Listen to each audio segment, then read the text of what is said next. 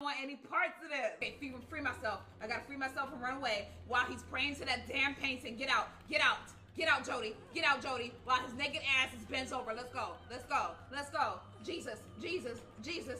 Oh my God. How much more do I have to struggle? How much more do I have to struggle? Get out of this.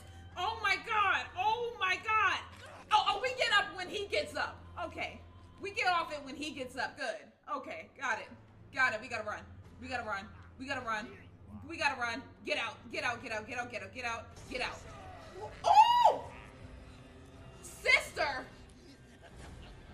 What is that? What is... Oh, hell no! Yes! What? I'm trying to get out. Oh my God! Oh my God! Oh my hell!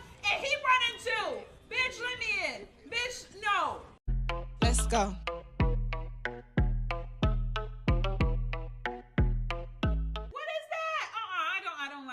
I don't like this.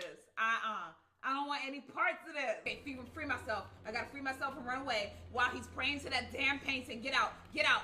Get out, Jody. Get out, Jody. While his naked ass is bent over. Let's go. Let's go. Let's go. Jesus. Jesus. Jesus. Oh my God. How much more do I have to struggle? How much more do I have to struggle? Get out of this. Oh my God. Oh my God. Oh, we get up when he gets up. Okay. We get off it when he gets up. Good. Okay. Got it. Got it. We gotta run. We gotta run. We gotta run. We gotta run. Get out. Get out. Get out. Get out. Get out. Get out. Get out. Oh! Sister! What is that? What is... Oh, hell no! Yes! What? I'm trying to get out.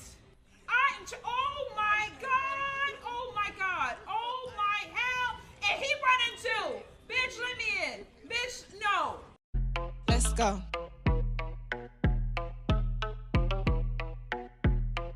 What is that? I don't like this. I don't like this. I don't want any parts of this. Okay, free myself. I gotta free myself and run away while he's praying to that damn painting. Get out. Get out. Get out, Jody. Get out, Jody. While his naked ass is bent over. Let's go. Let's go. Let's go. Jesus. Jesus. Jesus. Oh my God. How much more do I have to struggle? How much more do I have to struggle? Get out of this. Oh my God. Oh my God. Oh, we get up when he gets up. Okay. We get off it when he gets up. Good. Okay. Got it. Got it. We gotta run. We gotta run. We gotta run. We gotta run. Get out. Get out. Get out. Get out. Get out. Get out. Get out. Oh! Sister! What is that? What is... Oh, hell no! Yes! What? I'm trying to get out. Oh my God! Oh my God! Oh my hell! And he running too! Bitch, let me in! Bitch, no! Let's go.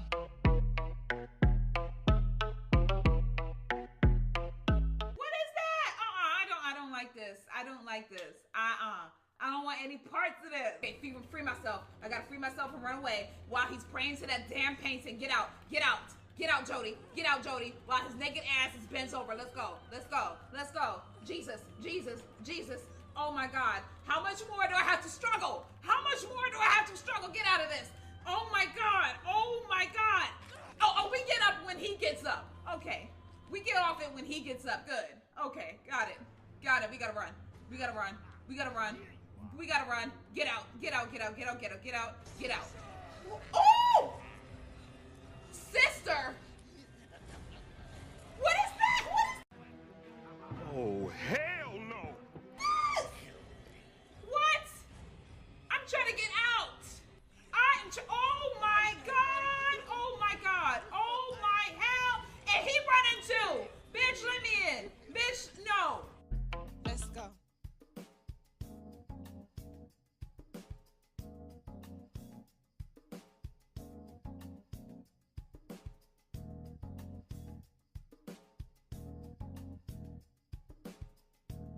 Sorry. Forgot that if you mute one scene, it mutes the entire scenes, which is kind of trash.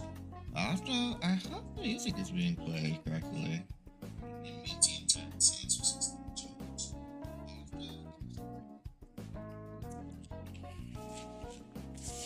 And I also hope that you can hear my voice. I hope I'm clear enough and not sounding like a Bogle. I can turn it down just a smidgen. Yeah, at least 4 decibels should sound a little bit more efficient. All right, so let's get into this. I just finished working out my legs. Always do leg day, babies. Always do leg day. Seriously, if your legs look like sticks with no muscles on it, but your top part looks like the tank of Left 4 Dead, I got issues with that. I will not be fucking like period. Period. But anyways, I like doing these tier lists. Like I said before in the last video, I had a hard time making tier lists. Not because I couldn't, it's because I didn't know what programs and systems to use. Plus, nobody tells me, so I don't get the chance to actually do it. And doing the research, there's so many different programs and websites you can go to. I didn't know which one was very accurate. But I will say this though, with programs and websites, it's always up to you to decide which one is best for you and which one works for you. And this one works for me a lot. And finding the pictures and stuff is very easy. And then just click, press, move, and put your list up, and then download it and let people see you. So I have a lot of shit to say. I will be doing an RPG list.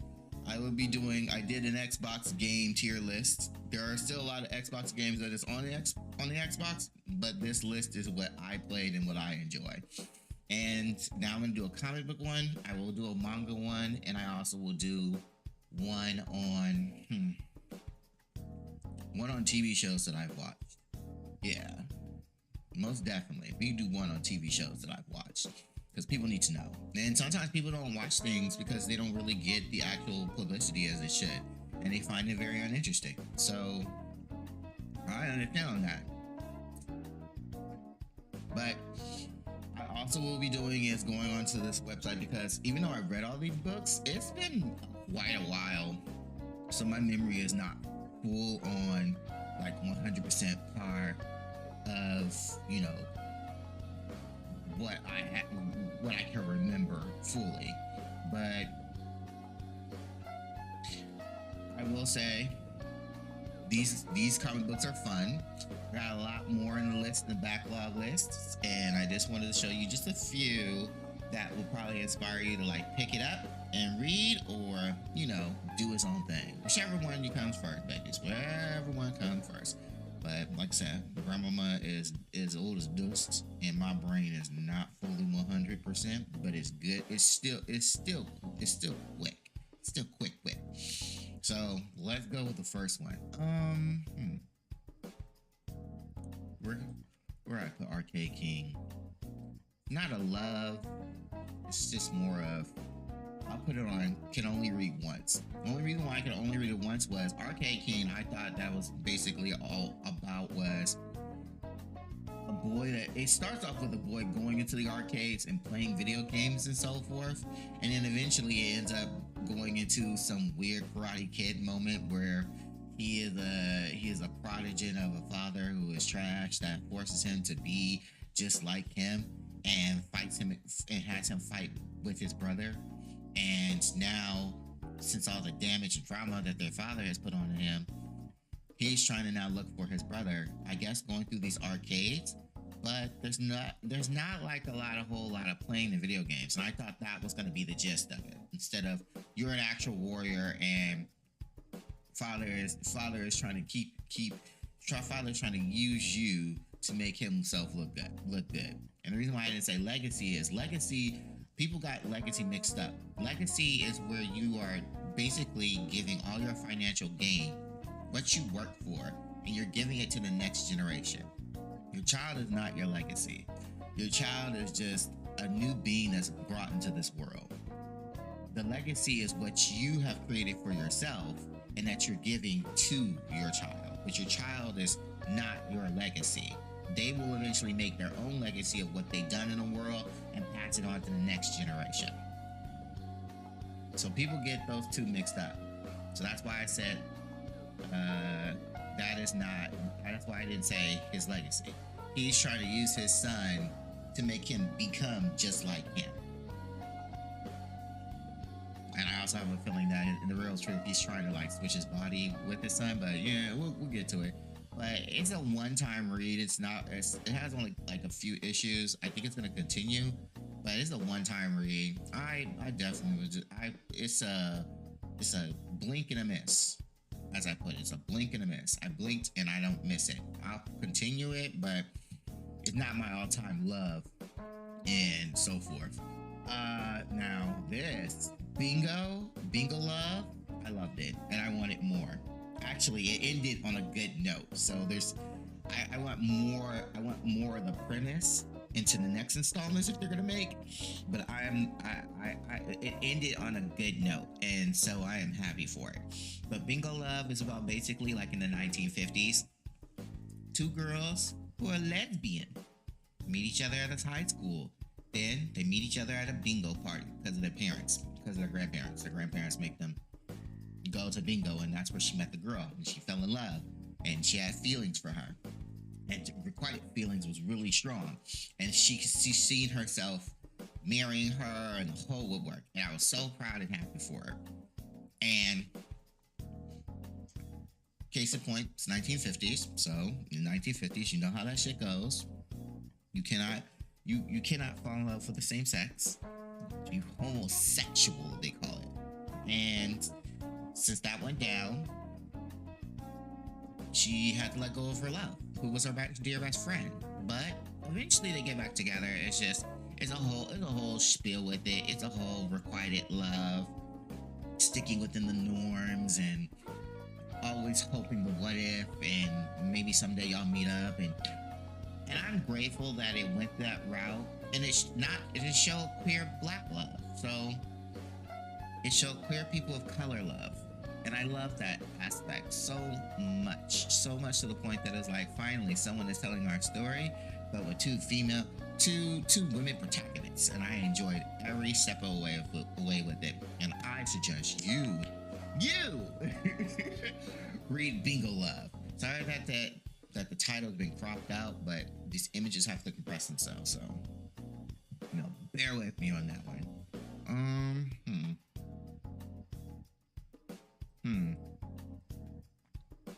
Bitter root. Hold on.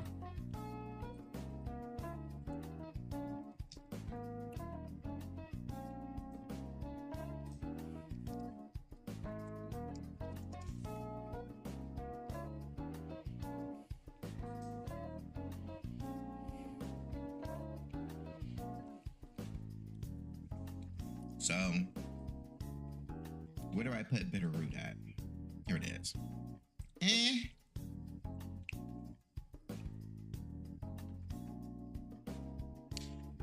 I'll put it on Can Only Read Once. It's not that I didn't like bitter root. It was pretty good. It was pretty good on the story and the plot. Actually, no. I'm gonna say I loved it and I did want more. Yeah, I loved it and I want more. But here's the summary of it. For generations, the Sangiri family has fought to protect the world from evil plague of the Jinno. Hideous creatures born out of hate and racism, but now the family must face an even greater evil that has risen to destroy humanity and threatens to rip the family apart. So that is the second installment. The original installment is in the 1920s. The Harlem Renaissance is in full swing, and only the Sangiri family can save New York and the world from a supernatural force threatening to destroy humanity. But the once great family of monster hunters have been torn apart by tragedies and conflicting moral codes. Sangiri family must heal the wounds of the past and move beyond their differences, or sit back and watch a force of unimaginable evil ravaged the human race. David F. Walker and Sanford Green, the creative team of The Power Man and Iron Fist, along with indie veteran Chuck Brown, trench coats, cigarettes, and shotguns, bring you 24 action-packed pages of monsters, mayhem, and family dysfunctions in a brand new ongoing series, Bitter Root, covered as by Sanford Green, will be connecting through the first story arc. This was actually pretty good. I mean, it like I said, I couldn't remember it completely, but now I know. Yeah, now I know. But it was actually pretty good, and I put it in the top tier list. I put it in the top list of I love it and I want more of it, because it only had like three issues and it stopped at a certain point. And really and truthful, like it was that since the 1920s, the Harlem Renaissance, you actually got to see at that point, like Black energy was strong. It was strong, baby. Our music was strong. Our energy was strong. Then it started to die out because racism, bullshit, and so forth. And then it got patronized and got used and publicized in different ways of the limelight. And I hated that so much, because it's like every time when we get strong and we become strong, they know what that means. And it means to break down, because we cannot let these Black people get as strong as we are, because we like to capitalistically gain off of them.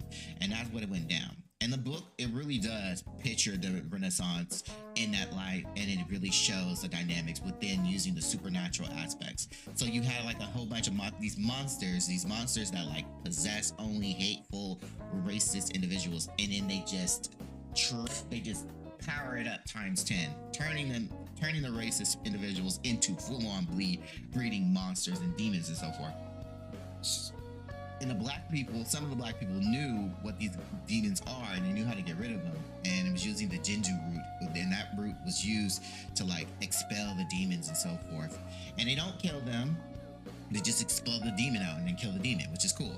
And it showed like the limelight of like how white supremacy and how patriarchy and all that bullshit can like cloud the judgment of others, and then amplified by a demon that forces them to become something that they really don't want to be. Because there was a point where this white cop was like, "Why are you beating those black boys? They don't do anything wrong to you. Leave them alone."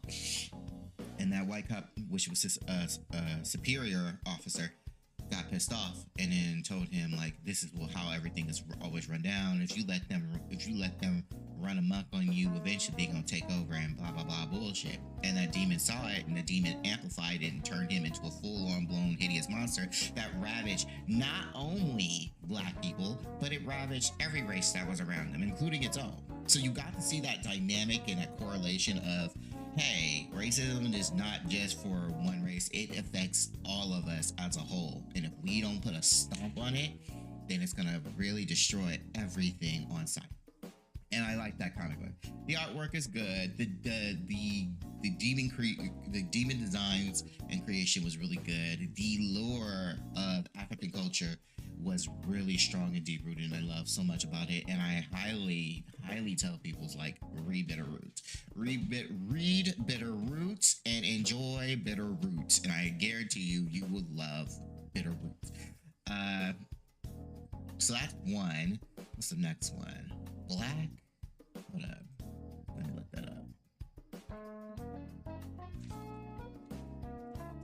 Because these are books that I've read, but it's been years. So my memory is probably jotty as fuck. So Black, these. Oh, right. This is the one where Black people have superpowers. Yeah, that was a good one too. So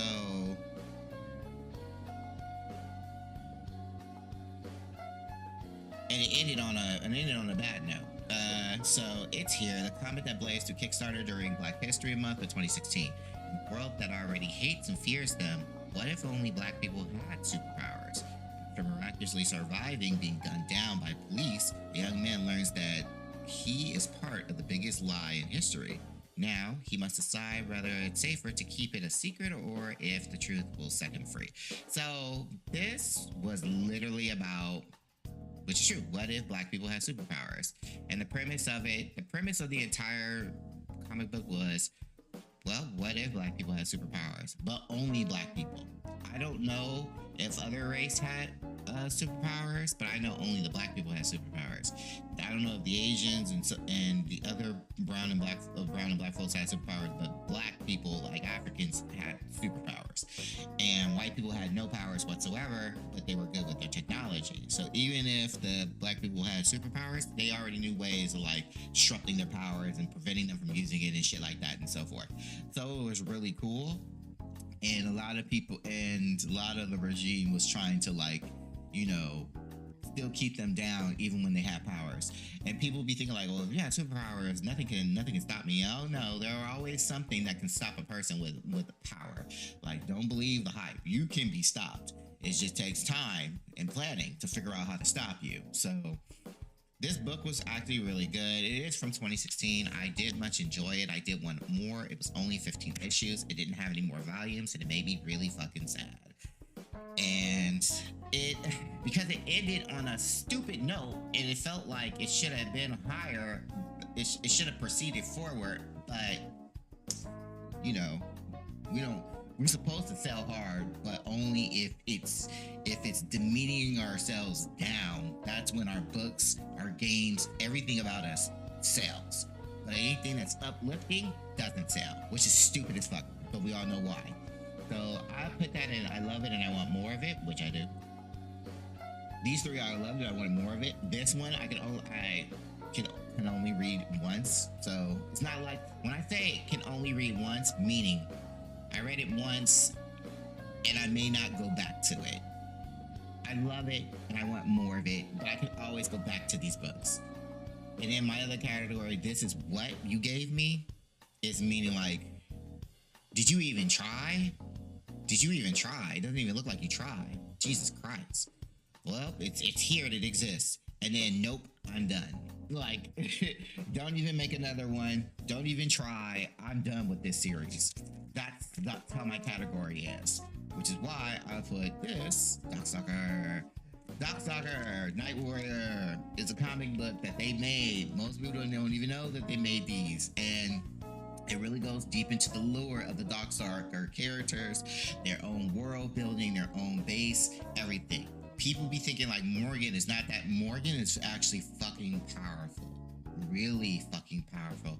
Because of the dynamics of the demon realm and the demon nether realm, there's the S tier class, the rare class, the B-listers, C's, and the D-listers.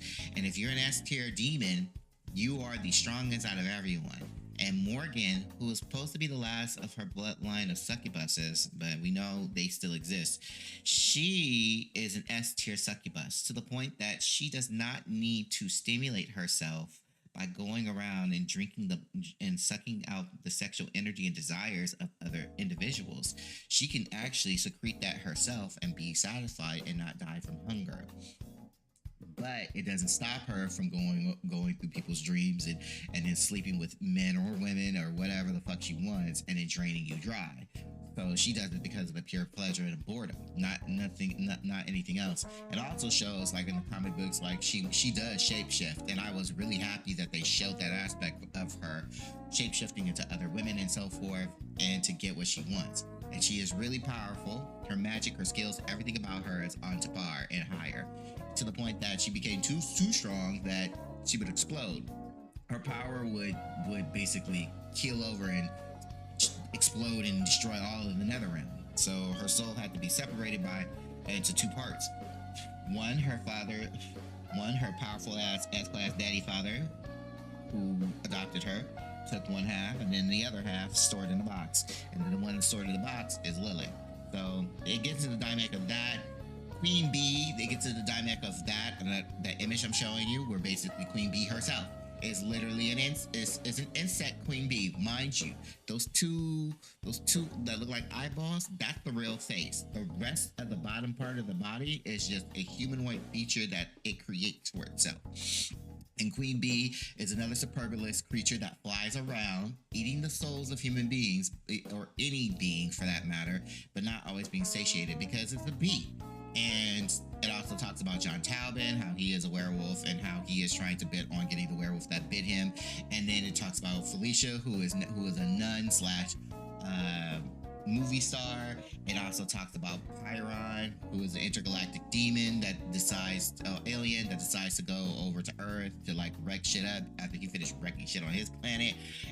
And it talks about, Dmitry Maximoff, how he got thrown out of the netherworld and into the human world and became super weak after trying to face off the S-class demon Belsa, who is Morgan's daddy and stepdaddy, adopted daddy, and how he gained power by, sucking the blood of fucking humans and gaining power from them because they have the highest amount of desire.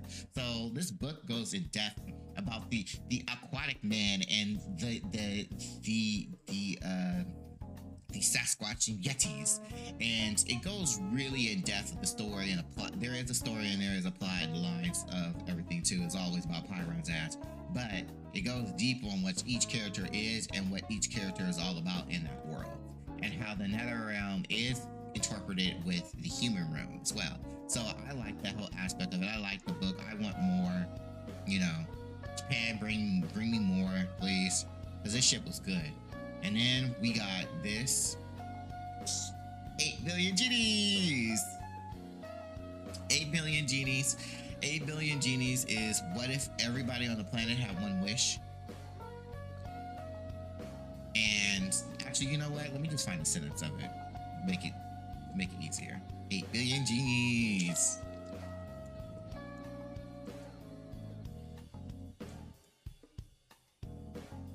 Oh, did I even spell it right?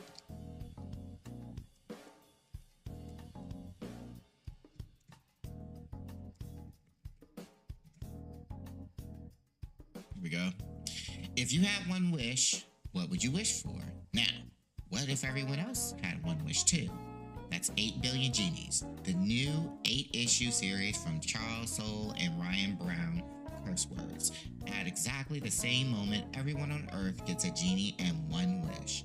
All hell breaks loose in a very entertaining way, and that's just the beginning. Buckle in for the wildest ride of the year. So, this was actually really good. The premise of the storyline and the concept was to die for. It was to die for. Galore. I loved it so much.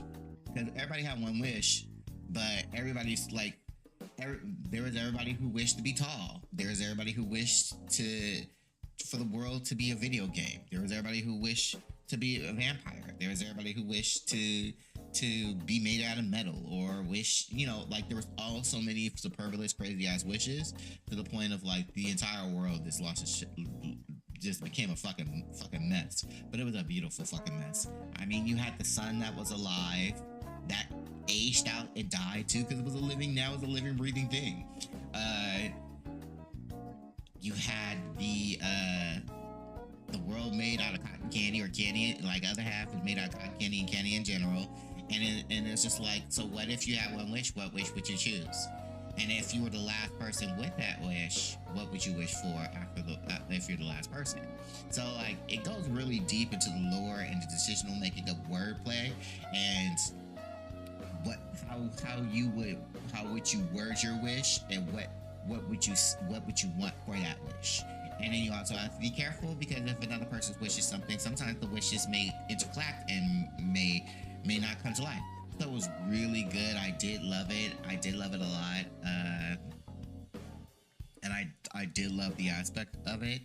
And I advise anybody just to read 8 billion genies. It's worth the read. It's worth to sit and just think about it. The artwork is, there, but it's worth going back to. I always that's something I can always go back to read every once in a while if I want to do think of wordplay and think of what to say in the right form and context every so often.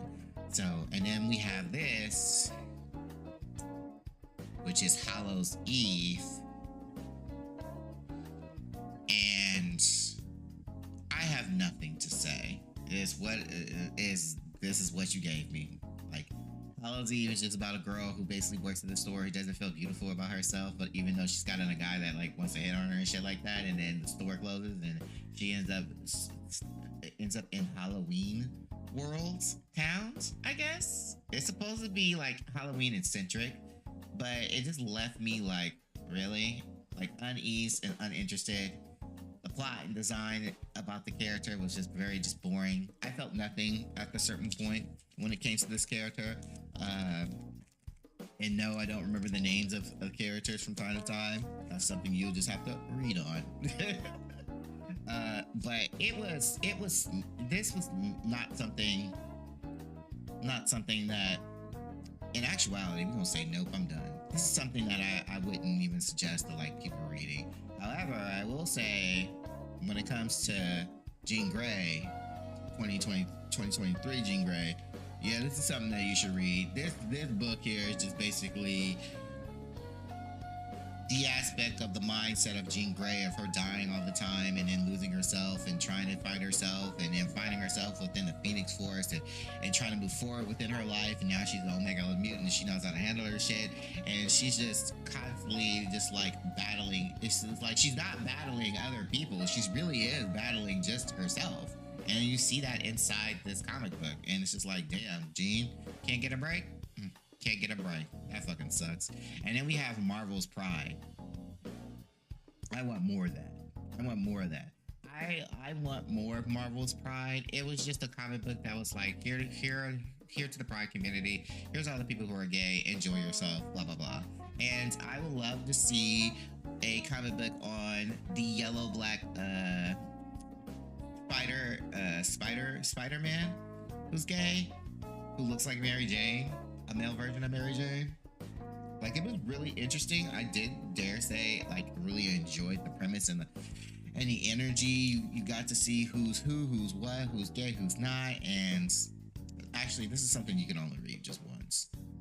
Ain't something that I always go back to, but I'm grateful that it has been created and I quite much fucking enjoy. And I will dare say, you know, it was a blast. It was a blast from where it was.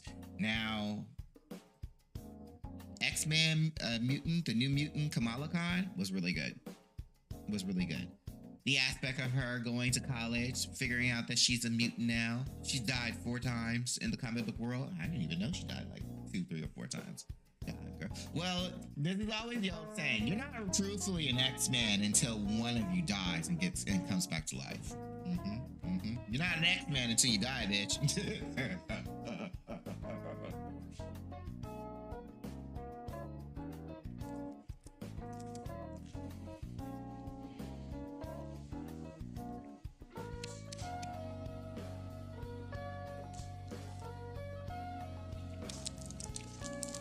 That should be a rule and a staple for the X-Men family. Not truly an X-Men until you die, baby. Until you die in a glorious death. Remember that. Not really one of us until you actually die, baby. At least one time. And she died and came back as an X-Men. I think they really wanted to make her a mutant a long time ago, but I guess the creator was like, since Inhumans is popping off, and Marvel doesn't own the rights to the X-Men because they gave it up to Fox a long time ago. Stupid assholes. Just stupid motherfuckers. Wasting money and not knowing how to make money. Just stupid. And so I feel like they had to make her into an Inhuman. Then eventually making her into a mutant. And then a lot of people's like, well, what's the point of having Inhumans? They're cousin folks to the mutants. Their power just don't activate. That's just what it is. Their abilities do not activate genetically how other mutants just activate on a whim. But their mutant ability is dormant within them. It has to activate with the crystal of the Terrigen Mist, which turns them into Inhumans. They're mutants, but they're called Inhumans because their mutant gene doesn't activate like every mutant on the planet. Hence the word cousins. And there are not a lot of them. But I dare say so myself. I'm grateful that she is part of the mutant family because I felt like she was I was happy that she was a human, but I felt more that she was a mutant. Like 100%. I felt more that Kamala Khan, you are a mutant and you are savory. You are the bitch. You are the fans. You are the love. You are the mutant. And I'm grateful that they did the whole she died and got resurrected. You can't be an X-Men until you at least die one time a glorious death. That is how you become part of the X-Men family. Like, and that's what she was. And the comic book shows it, but the comic book is just based on mostly on her going to school, going to college for a little bit with a bunch of smart people and dealing with prejudiced mutant haters and shit like that and so forth. And showing the energy where it needs to be, but never giving up on yourself, and then figuring yourself out. And it's a good fun ride, and I would like to see more of Kamala Khan. Please give me more. Her energy is infectious. Give me more. Give me more. Just like Spider-Gwen Smash, baby. Spider-Gwen Smash is actually a really good comic book. It only have one issue, but I'm already hooked. Why am I only hooked? It's because Dazzler's in it, bitch. And she actually did Dazzler powers. So when Dazzler's around, I'm in it to win it, baby. And a Hulk's in it that's trying to kill her. So I'm in it to win it for that one. But I don't know what's happening within the Spider-Verse, so I'm actually going to read Dark Web because it's connected to Spider-Gwen and her jumping and hopping all over the place. But me, I don't want to see a lot of spider people. I like Spider-Man and Beyond, but now the comic book version of it, I don't know. Like, I'm tired of Peter Parker's ass. Like, can we get... I would love, like, a whole series of Spider-Gwen. Please. Just give me a whole series of Spider-Gwen. But I really don't want to... I like Miles Morales, but I don't really care for Miles Morales like that either. Like, he's cool and all, but his energy... Because he gets trained by Peter Parker, so his energy is Peter Parker to me, so I don't care for that. Like, the reason why I like Spider-Man, because no one trains this bitch. Like, Spider-Man's not training her, she trained herself, so that's why I was happy. It's like, when Miles Morales came through, they had a Spider-Man, but his one died, but then eventually gets trained by Spider-Man, and I was like, nah, no. And everybody's like, oh no, he has his own flair. It's not the point. It's like, he's being trained by Spider-Man. Like, Peter Parker is the most boringest child in the world. Happy you here, but honey, you ain't queer. I ain't really gonna hang out with you like that. You ain't infectious to me. Like, he has nothing gay energy, no gay energy. When I say gay energy, it's like, show me the gay. Like, nothing pizzazz, razzle dazzle, something to really throw in my eyes. Like I said before in the last video, when I say show me the gay, show the gay means give me camp, give me style, give me flash, give me personality, give me something besides dead end bread that I throw in the water and I stare at it and watch it sink. Like, no. No, it's trash. So, and that's why I like Spider-Gwen. Like, she trains herself and do things what needs to be done. And I wish Miles Morales would have done the same thing, and then eventually had other people besides Spider people training him, but like other people who are superheroes training. You know, this give me something. So like, I like Miles Morales, but he's not really my full-on joy energy that I will like always want to watch. So Spider-Gwen, I read you even more. Let's go. Plus she's in a band. I love punk rock. I love punk rock, man. I love punk rock, man. I love goth, man. And some farm boy, man. Yeah, that's about it. Let's go. Anyways. Spider-Punk. Yeah. This you need to read. You need to read Spider-Punk. Spider-Punk is really fucking good. Really fucking good. I love the premise. I love the energy. I love everything about it. Because he's Spider-Punk. Didn't know Spider-Punk was black. Thought he was a British white boy. He's actually a British black boy. And if his concept started off as a British white boy, thank God you turned him a British black boy, because he's a fucking awesome character, and I love every bit of it. I like his world too. His world is very interesting. The Hulk is gay for Captain America in that world. That's fine by me. That's fine by me. I love it. I love that energy. I love that pizzazz. I love that. We need more. These two need a TV series. These two need a TV series. And it could be dark, gritty, fun TV series. I want dark humor, fun, gritty TV series. These two need a TV series. I want them to have one. Give it to them. Give it to them. Give it to them. And then we got this one. You can only read once. This is a grim fairy tale book. It's called Tales from Wonderland. It's a huge continuation of it. I don't usually go back to it, so that's why I put it over here. For the simple fact of, it's an Alice in Wonderland world. But what if Alice in Wonderland was horror? So, there you go. Tales from Wonderland. That's a horror book that from Xenoscope that you would basically, I would say, intricately will love to read. The story and the premise of it is really interesting, so I would say read it, but to go back and to read it, nope. I give it one read. Just like I give this one one read. Actually, I'll put this right over here. It's like, this is what you gave me? Okay. It's called slob. It's like, what if this white man who's a dentist gets switched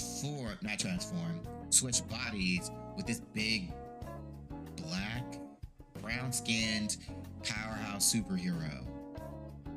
What would you do? That's it. That's all. That's it. While the brown man is making the white man look better in his life, the white man is making the brown man look like shit and become a predator. Not predator. Shit, and become almost a hate man and a terrorist. Like, shh. Honey, bye. It has four issues. And I don't know if it's continuing, but it's like, really? This is what you guys gave me? Honey, bye. Then we have Werewolf by Night. I will give this right over here. Only because of the fact, thank you for making him a Native American.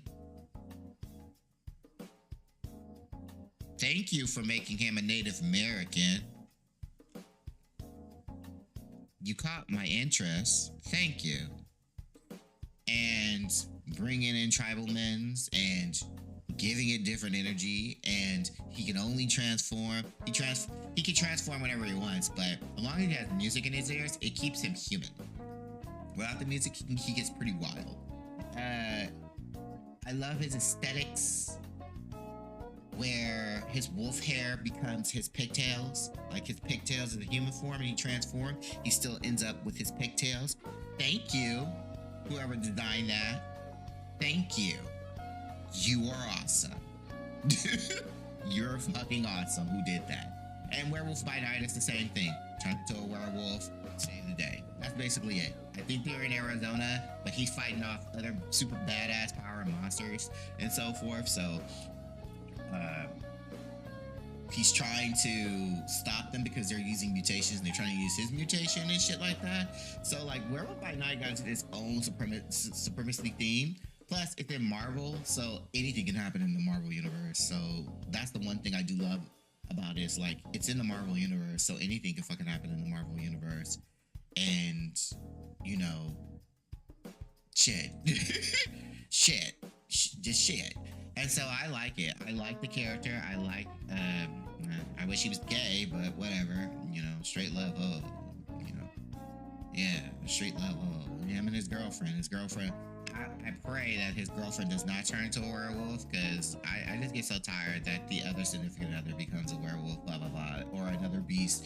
It's like, leave this shit alone. Let him just be who he is. He doesn't need the significant other to be just like him. Just go fuck off. Okay, I do like that she's like, look, I know what you are. It's fine. Here, put this headset on. Like, I got you, boo. Don't worry. Blah blah blah. It's like, she's there to help him out. I just wish he was gay, but whatever, homie. Dead Maw.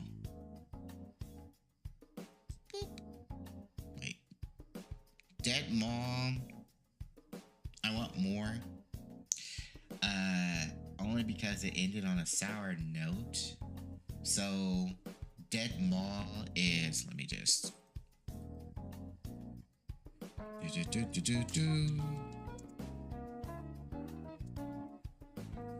it's a horror book, but I love it. Shot to your drop. The Penn Mills Gallery is about to be demolished. 5 teens sneak into the mall to take a last look around before it's gone. However, while Penn Mills have been closed for years, the mall is far from abandoned. The night of exploration becomes a shopping spree from hell.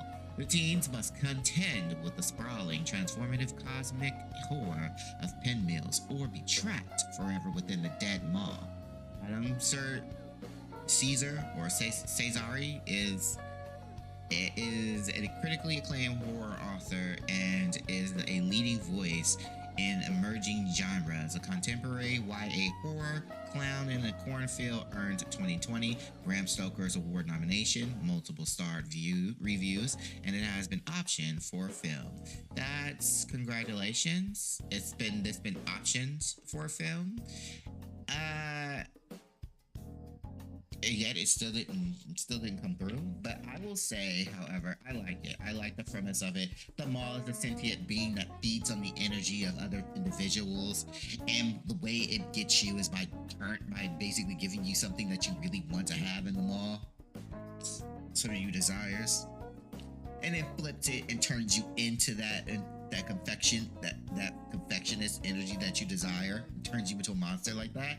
I was like, wow, okay, this shit is crazy.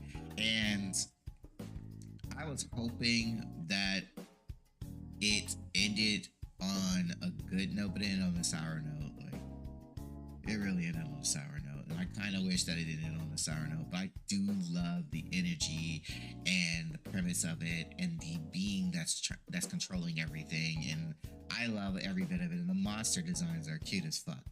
So I want more. Give me more. Now, what I didn't think, yes, I can put that here too. I want more. Give me more. Ariel and the Curse of the Sea Witches. The Sea Witch. So, let me see. Give you a synopsis. Ariel. And the Curse of the Sea Witch.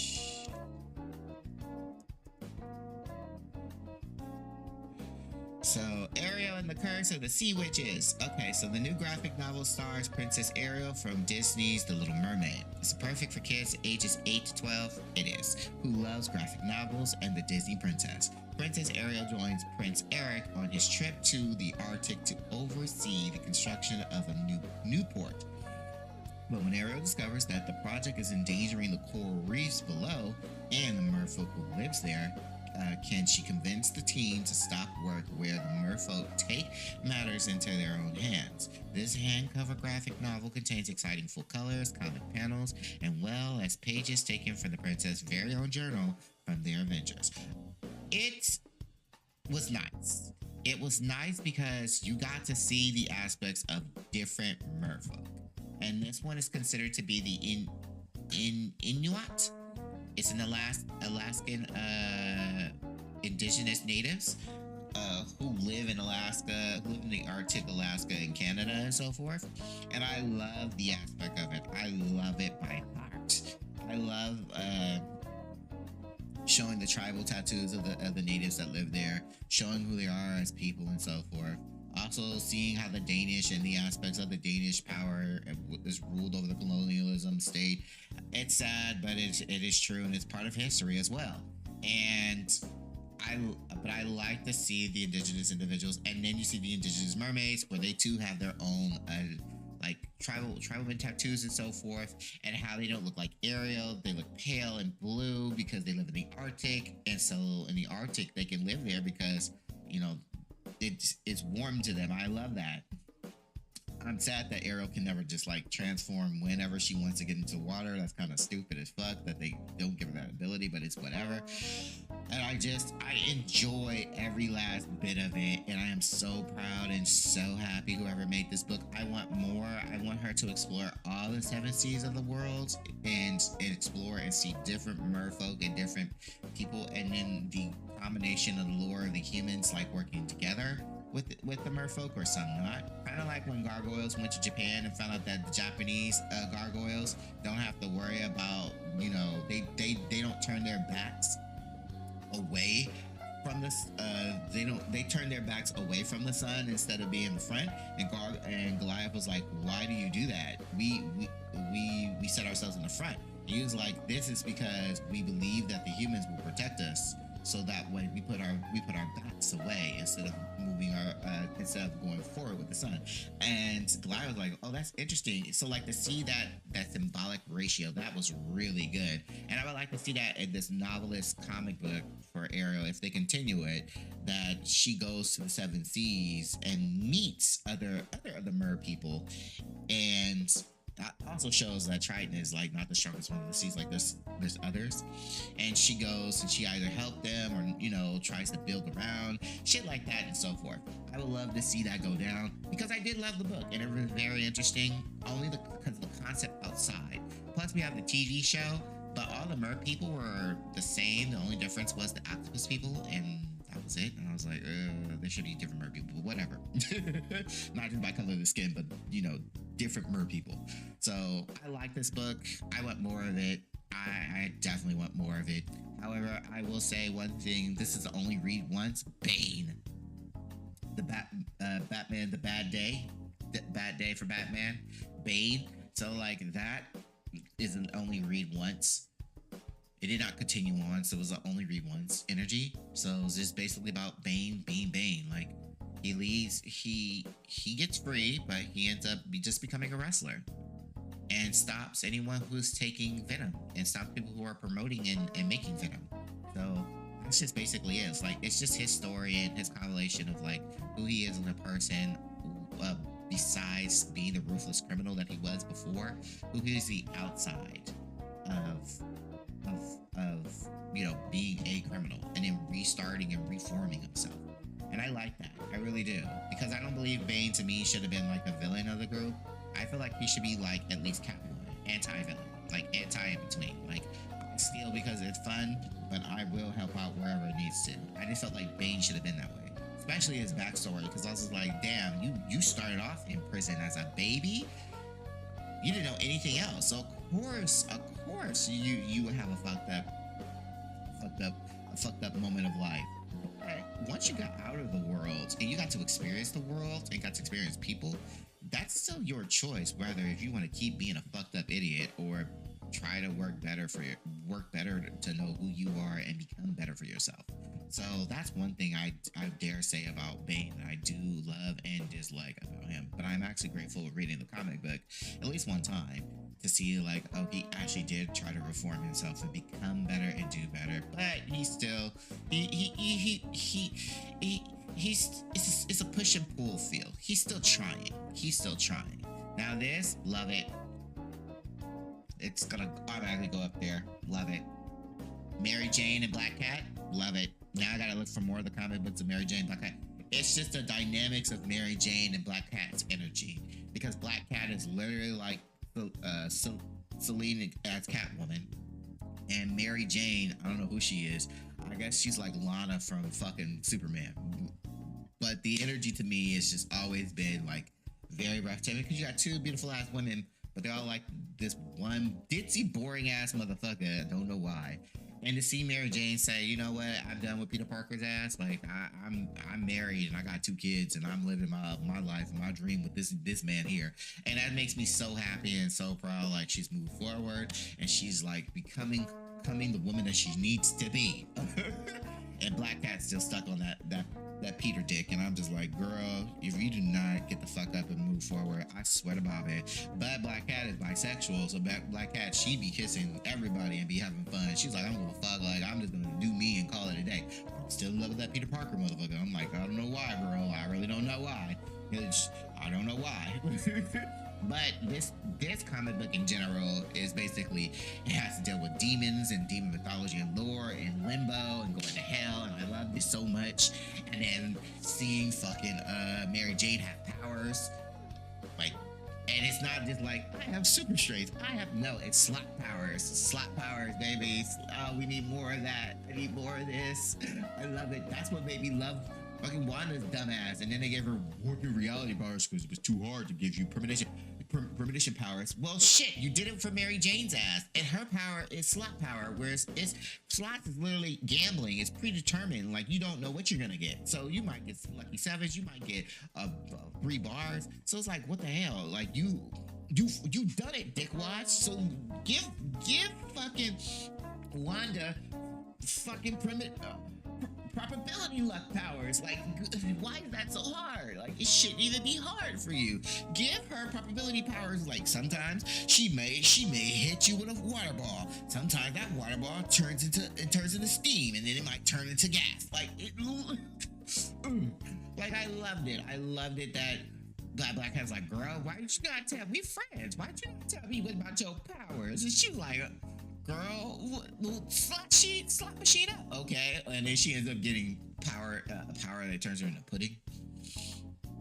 And she's like, girl, this sounds like a weak ass power. She says, nah, bitch, like if I get the right slots, then I get a really good power.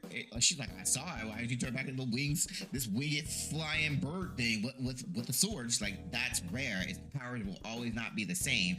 They will always be something different. But I do like the fact that even though she has the powers, it looks like she automatically knows what it is, so she could just use it on the fly and say, like, I don't know what it is. Let me just but she still has to use it. So and still try to use it in her own way, and I like that ratio about it.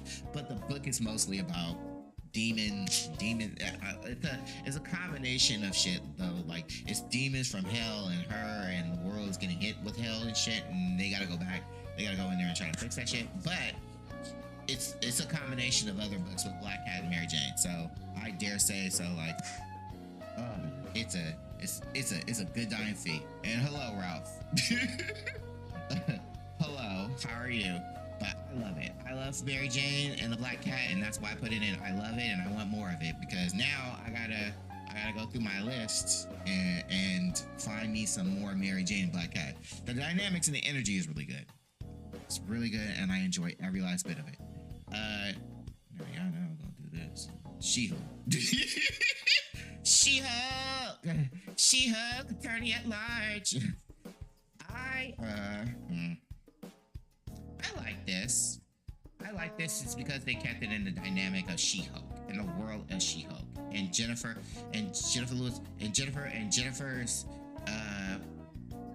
premise of her being a lawyer. And I like that the fact that she's a lawyer, but she's a lawyer for superheroes and villains and shit like that.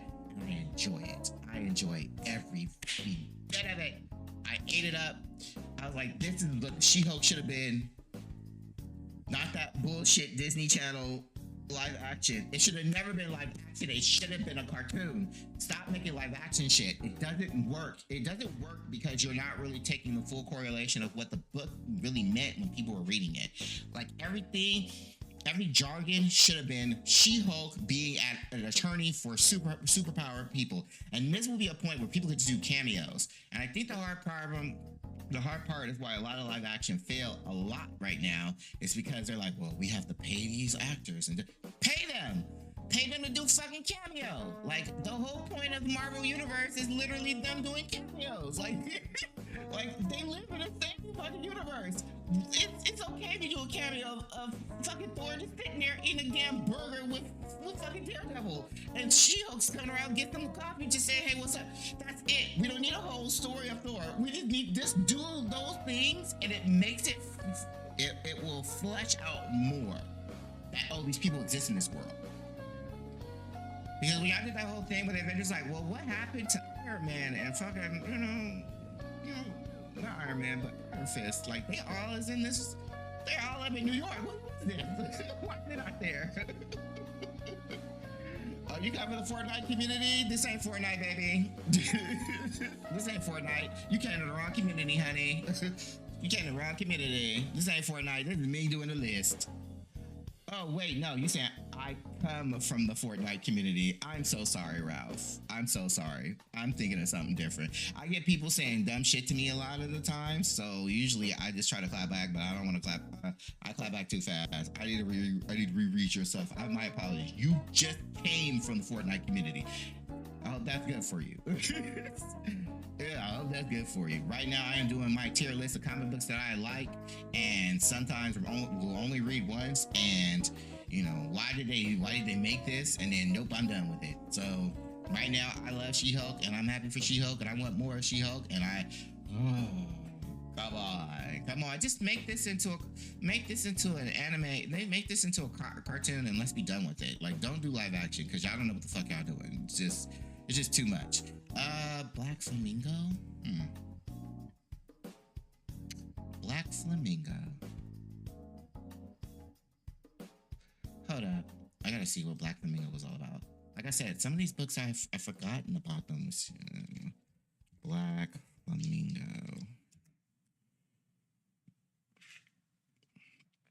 Oh, yeah. Sins of the Black Flamingo. Yeah, we'll put that up. I want more. What was it? Yeah, I want more. It's only 5 issues. I want more of this. I want more Black Flamingo. We'll put Black Flamingo up here. I want more Black Flamingo. Sins of the Black Flamingo. I want more. A cult noir, Miami Sleaze, Sebastian Harlow is the Black Flamingo. flamboyant and narcissist thief who gets his kicks stealing mystic artifacts from the wealthy and corrupt of Miami occult underground. When his latest job leads him to his biggest score so far, the hedonistic outlaw discovers something he wasn't looking for, something to believe in. Be gay, do crimes as pure pop art. This outlaw occultist queer heist book goes for your throat, your heart, your groin, and your wallet, and will leave you covered in glitter and feathers, absolutely breathless. Queen Gillian, the Wicked plus the Divine died. That was actually a good comic book. Sins of the Black Flamingo is a drop-dead gorgeous, funny, and sexy book within pages you immediately know that Sebastian Harlow is the most exciting new character in years, dripping the Wheeler's wit and looking fabulous thanks to stunning work by Moore and Bonvillain. You are going to want more immediately. Ships, Zadazzly, Sex Criminal, Daredevil. Okay, this was actually good. Oh, I didn't go through all 5 issues? Oh, they must have added these 5 issues, and I didn't even read them. Okay, I got something to read tonight. Black Flamingo is actually really good. I like the occult, supernatural lore of it, and I like that he's a mystical, crazy-ass thief that just uses a regular mask on the daily and just fucking steal shit. Like, he steals from people that actually need to get stolen from, like horrible people. And I like every bit of it, the colors, the designs, the story, the lore. I want more. I want more. I want more. I want more of Black Flamingo. Sins of the Black Flamingo. I want more. It's a really good book, and I quite much enjoy it. Just as much as I enjoyed The Spirit World, which is a DC comic book, and it's a combination of the Lazarus Planet one, so I'm gonna have to read that to connect with this. But this has to deal with Asian mythology, which is really nice, thank God. And Xanthi, who has the power to turn paper into like weapons. And they because they used to be a little girl and now they're an adult man woman, because sometimes even the comic was like, thank you man woman, but then they'd say they. So they have the ability to actually transform into multiple different not transform, they have the power to transform the papers that they craft into weapons or items, anything. And they use it for their own special abilities and their own magic, and they also are connected to the spirit world. So they're both connected to the living and the dead, and they make sure that the dead have tides. So the more people go to the grave giving them tides, the more stronger and not so corrupt they become, because the more you forget about that individual, the more or less that person becomes more corrupted by demonous powerful creatures and entities. So, case in point, Xanthi is part of both worlds, so they use their ability to actually help out both worlds. And I enjoy it. I enjoy every bit of it. I just enjoy the artwork. I enjoy seeing Cassandra K. Cassandra's Batwoman. I just enjoy that. Nothing has to do with Batman in it, so thank God. I love that. I don't particularly care for Constantine, and I don't really particularly care. I love Dantana a lot, but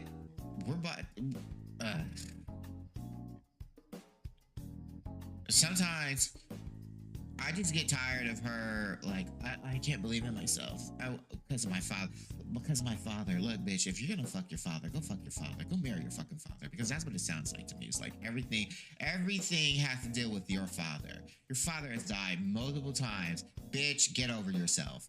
Oh, I will never be good as my father. My father, I can never be that strong as my father. I can never, like my father. Like, girl, marry your fucking father and be done with this, because you just get on my goddamn nerves. Like, everything is revolved around this, yo daddy's dick. Like, get up. Like, if you want to stick on it and write on it, stick on it and write on it, bitch. But don't sit here and tell me like you lose your power of belief because your father is dead. Oh God, my father's spirit is coming back.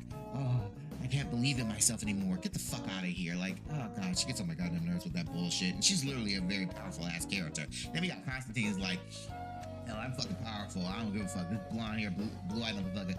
He's bisexual. I love him so much, but he can kiss my ass because he just gets on my goddamn nerves too. Like, I'm grateful that he's here, but halfway through, he's another straight Caucasian energy, and it tires me out. and I don't care for it.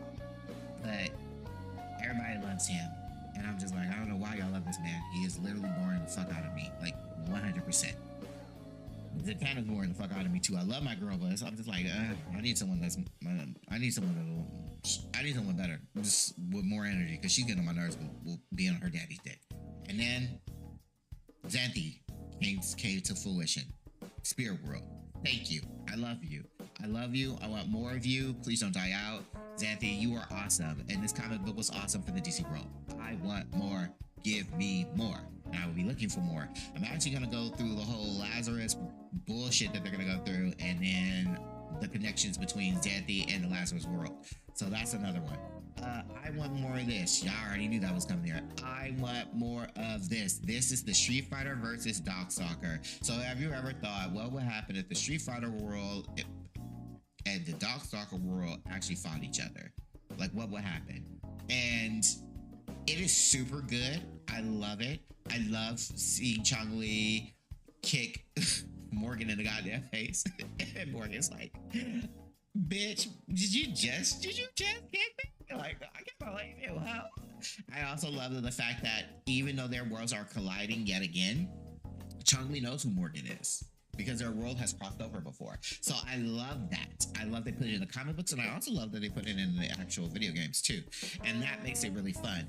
And I wish that they would make a video game of Street Fighter versus Darkstalker. Like, this is the opportunity of 2024. Why are you sitting on your goddamn laurels? To see the Street Fighter crew versus the Darkstalker crew and have new characters come in? Y'all should have did that instead of making the Street Fighter 6, bitch. Like,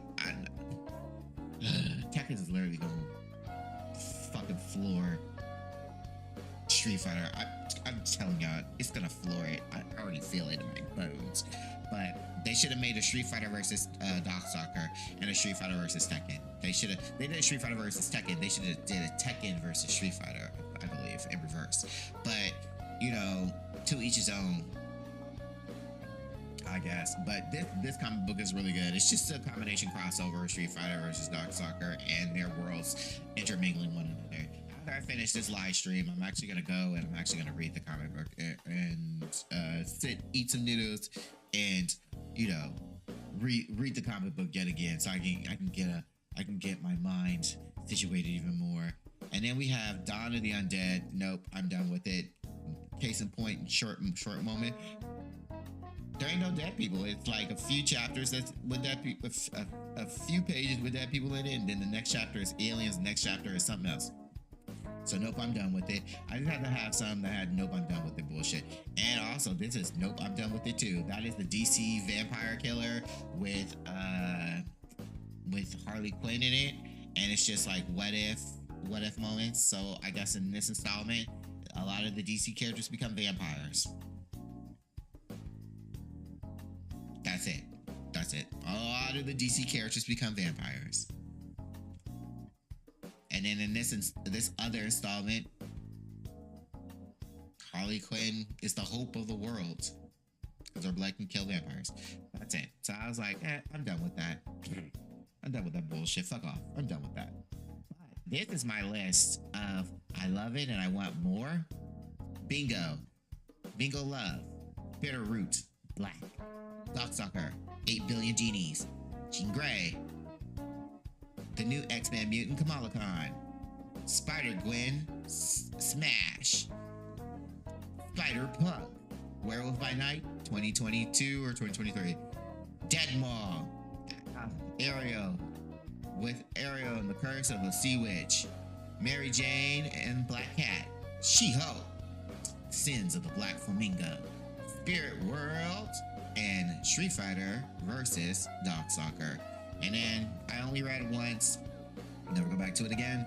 Arcade Kings, Marvel Pride 2023, Tales from Wonderland, Batman's Bad Day, Bane, and then This Is What You Gave Me, The Schlub, and then Nope, I'm Done, Halloween Eve, Dawn of the Undead, and fucking DC Vampire Killers. I'm done with In the Sun. I'm finished my list, and I'm happy that I finished my list of comic books. I have way more comic books, like way more. It's just this this is all I can put on here for the time being because I gotta finish reading the rest of the backlog list. But yeah, these are the lists. I suggest that you guys read these. Please read these. Read all of them. Read all of them, because some of the stuff that I may not like, I don't like, you may like it. So read all of them. But read these. I think you will enjoy them. I think you will enjoy every bit of them, and I think you will have a fantastic time. Especially Spider-Man, like, oh god, to see Dazzler finally use her powers, rollerblading, using rollerblading, using his fucking power. Oh god, it was just so fucking beautiful. Like, so fucking beautiful. Let's go, girl, let's go. But anywho, I will see you later. Thank you for watching. Yes, it's only been an hour. Thank you for watching, and remember that the earth is your stage, the sun and the moon is your spotlight, so you give this universe one hell of a fucking show. Oh my god, oh my god, oh my god, oh my god.